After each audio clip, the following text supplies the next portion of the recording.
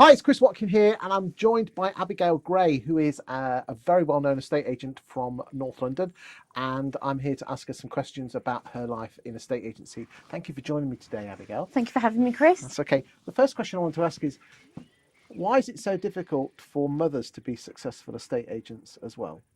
Talk to me.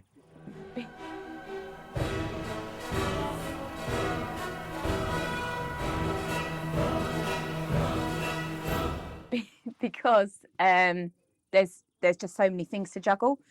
For me, life's a constant balancing act, and it's working out where I can compromise. What can I compromise in my relationship with my daughter, with my husband, with our day-to-day life, and with my business? You know, what can I compromise on in terms of where can I spend my time? How do I balance my time between the business, my daughter, my husband, and having a social life? I mean, less of an issue at the moment because of COVID, but when things open up again, it is going to be a struggle, and it continues to be a struggle. I mean, with homeschooling, it was very difficult.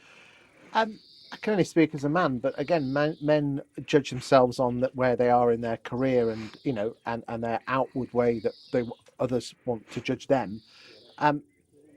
Running your own business as a female, it is quite not rare, but it's rarer than the men starting their own estate agency.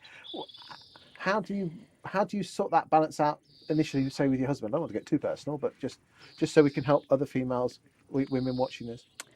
I think it's about agreeing terms up front. I definitely don't have the perfect balance. My husband works ridiculously long hours, even longer than me.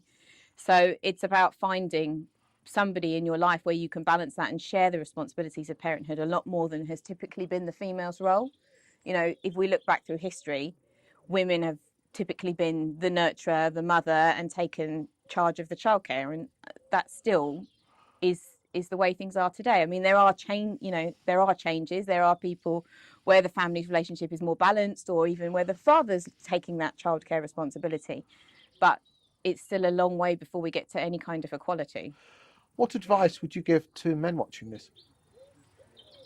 Oh, that's a difficult question. What advice would I give to men? Listen to your partners, listen to what they need, and work together to make a plan of how your week is going to run. Do you think men are very in the moment? And again, I'm making sweeping statements here. We'll worry about that when we get to it. Possibly. I also think that it's still not thought of as it doesn't necessarily enter their consciousness. It's not something they think about on a day-to-day basis, and I don't think it's ultimately their fault. I think it's a societal problem. And what advice would you give to women watching this who run their own business? To make a happier balance, because I know it's all about work-life balance, although some people say that doesn't exist. It's just life, and you just have to you have to spin the plates. I think some people have a better work-life balance. I think it depends where you live. I think in the UK it's very difficult. There are other countries where it's easier to have a better work-life balance, where there's better social support, or there's a more outside lifestyle. But typically in the UK, we're one of the hardest working and least productive countries in the world. So I think it's an issue that carries across the whole country.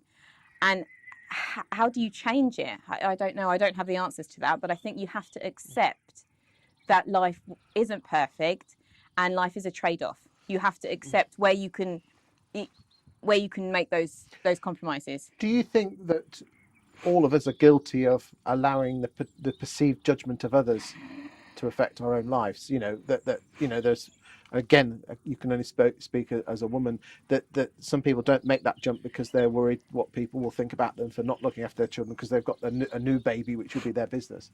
I think people feel massively guilty, and I think largely the population do suffer from worries about people's judgment. That isn't my issue per se. I think I'm very hard on myself, but I think outside a lot of people care massively what other people think of them. And I think if you want to run a business and you want to raise a child and you want to have a marriage, you have to stop worrying about what everyone else thinks about you. How did you sort that? How did you level that one off in your head? Because again, the judgment of others is really a disabler for many people. I wouldn't say that I completely have. There's still sometimes I'll think, oh, I wonder what so and so will think, and there's a subconscious element to it that is always there. But I know that if I want to do things that make me happy, I can't walk around with other people's judgment. I've got enough judgment of myself. I don't need anybody else's. So I don't care too much what other people think about me. Okay, but what advice would you give to people on how to? How did I get there? How did I get to that point in my time? I don't know. I think it's probably got a little bit to do with how I was raised. And I can't pinpoint anything specific, but I think there's lots of things that have happened in my life that they're not particularly bad, but have been challenging. And I think I've just developed a lot of mental resilience. And in doing so, I've given less care to what other people think of me. Reading, I think if you read a lot, you can learn things, and you can think, well, if there's these people that are talking about doing things this way, why should I care what Janice down the road says? Well, Janice doesn't pay your mortgage, does she? Exactly.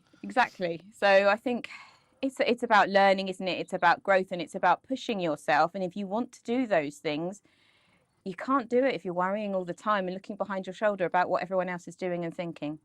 Let's come back to the original question. As a mother, you said earlier on that society and you yourself have taken on the perceived responsibility that it's your job to nurture. I know you have your partner, but don't you feel guilty that the work that you do on the business? I know you're a wife first, or whether you're a mother first. Mother first, probably. Okay, but do you ever? The issue is the children. The husband can sort himself out. Do you ever feel guilty that you're doing this work and you're not doing enough for your children? I feel guilty everywhere. I feel guilty to the people that work for me. I feel guilty to my husband. I feel guilty to my friends, and I definitely feel guilt to my daughter. And it's very hard not to compare yourself with other mothers, but actually the majority of the children that my daughter goes to school with, the mothers also work. So it's nice. There's a bit of a community there, and we share in our mutual guilt about how we spread ourselves too thin. But I guess it's a case of what choice do we have? I think as long as surely, again, we've not been blessed with children, but from what I've always seen, it's not the quantity of time that you spend with your children, it's the quality. Yeah, I don't think that's massively true. And I think with our daughter, we spend a lot of quality time with her when we go on holiday, which has been quite depressing because we haven't been able to do that because we love to travel. And she loves, she loves that. She loves to go places, and she'll be able to tell you all these things about different countries that she's been to. And that's massively important for us. And then at the weekends, we make sure we dedicate lots of time to all her after school activities and stuff like that. Would that be your advice to any women watching this, that if you're juggling the plates of family and work and husbands and marriages and family and parents, because we're at the sort of age where our parents are getting to that sort of age, you just got to focus on one and just give it all and then move? What would you say? Well, I said earlier, it's a balancing act. And I think picking as much quality time as you can with each different segment of your life is very important. And someone told me once, actually, when I was getting very upset about how guilty I felt, that children only need like a certain hour of your time each day, like a quality hour. So whether that's the hour before bed when you're reading with them and stuff like that, as long as they get that on a daily basis, you're fulfilling their needs. Thank you for your time and your insight, Abigail. Thank you. Thank you.